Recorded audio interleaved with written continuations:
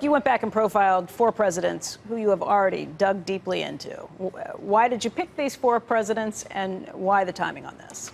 Well, they seem to be the ones that were leading in really difficult times. When you think about Theodore Roosevelt, when the Industrial Revolution had come to a peak and there was a fear about would capitalism survive.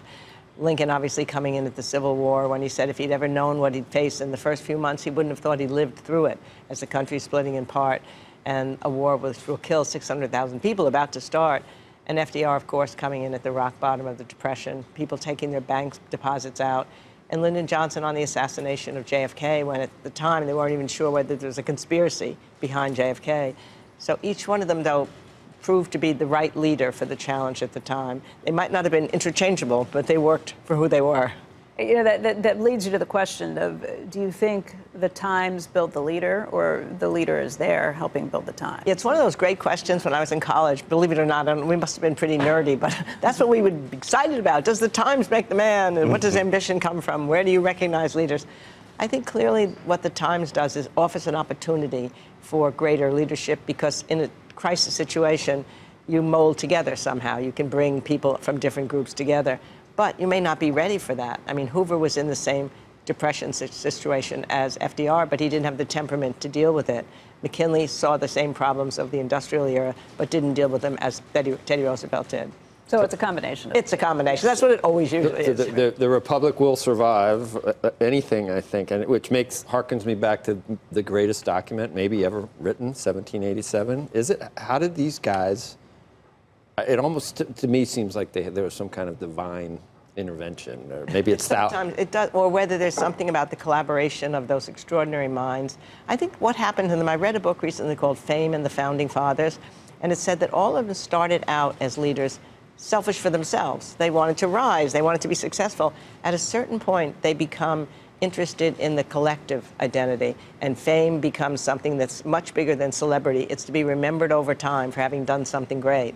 And when that transference takes place, and that transference takes place in each of my 4 guys at a certain point, that's when you get the mark of a real leader. And those founding fathers had it in spades. So would you say we're in turbulent times today compared to well, you know, these turbulent people times? Always ask me, they come to me because I'm an historian, tell me, is this the worst of times? And I don't think it's the worst of times, but I do think it's turbulent. I mean, the economy's doing well, there's peace in the world and peace in the streets. But people feel, I think, an anxiety. They feel a lack of moorings. And it has to do, I think, with the uncivil, polarized culture we're living in and the way our political dialogue goes and the anger on both sides of the parties. It's not just ordinary opponent anger, but fury. And people feel a sense that something's going on that's not normal. I think it was probably easier to control some of that in the days before Twitter. But you bring up an interesting point from President Lincoln. I didn't know this. He used to write hot letters when he was really mad. Tell us about that. Yeah, I mean, they all had a way of containing their anger. Lincoln, when he would get angry with somebody, would write a letter to the person. Everything would be said in the letter. And then he'd put this letter aside, hoping he would cool down psychologically and never need to send it. So when you finally get to your papers, looking at his papers in the 20th century, you see hundreds of these letters never sent, never signed, but he got it out of his system. FDR would write drafts of speeches for his fireside chats. And in the first draft, with all of his friends around, he would say horrible things about some isolationist congressman. He's a traitor. He's a bad man. By the second draft, it got a little better. And a young speechwriter came along and said, I can't believe he's going to say these things. Wait till the third draft.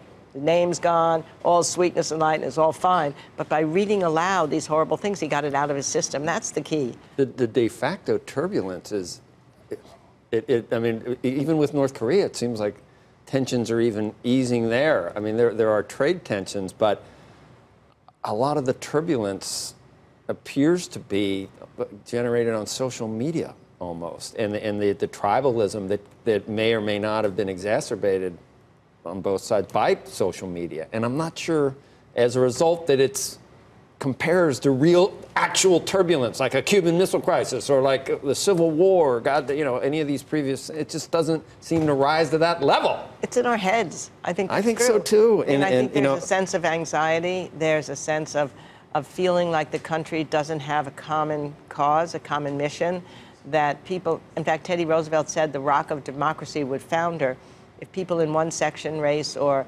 religion, started to feel the other people were the other. They didn't have any common lines. And Because that's the some problem. people have a common goal, but it's just that there's 45% have one right. common goal, Exactly. and the 50 have another, and 5 don't know, don't know who they I mean, are. it was terrible in the 1850s, too. I mean, it was much worse. Much Even worse, the divided media was worse. If you were in the Republican Party and Lincoln was giving a debate to Stephen Douglas, they could say, oh, he was so incredibly brilliant that he was carried out on the shoulders of his supporters. In the Democratic paper, that same scene would be written. He was so terrible, he was embarrassed, he fell on the floor and fainted, and they had to carry him out that way. Does that sound familiar? Going back to Washington after he was elected from Illinois, he had to sneak into Washington. Right. And came in at night on the train. in a disguise. In on a the Scotch train, outfit. Because he wasn't going to make it. Embarrassed about that. Although with some of the rhetoric on the left towards Trump, I don't know, maybe it's not that different. But you know, what they all exhibited, what I found is there's no single pattern to leadership. The trajectory is very different for each one of them. They had different skills, but there was a certain family resemblance. They all learned humility at some point or another. FDR learned it through his polio. He said if he could finally move his big toe after 2 years, that he learned humility because he had to work so hard to just get to walk a little bit. And Teddy Roosevelt learned it because he got a swelled head, and everybody knew he had gotten a swelled head. He just took himself too seriously when he was in the state legislature. All right. The Well, important this thing might is he be a problem. learned. That He might be a learned. problem then. So are you excited counting and on anxious that. to do a book on Trump? Is that turning, the wheels are turning in your head? They haven't started to do it yet. Not enough history yet. We're living it. Yeah. Not only that, but I like my guys to write letters and diaries. That's the treasure for me. When somebody writes a letter and you're looking over get their tweets. shoulder.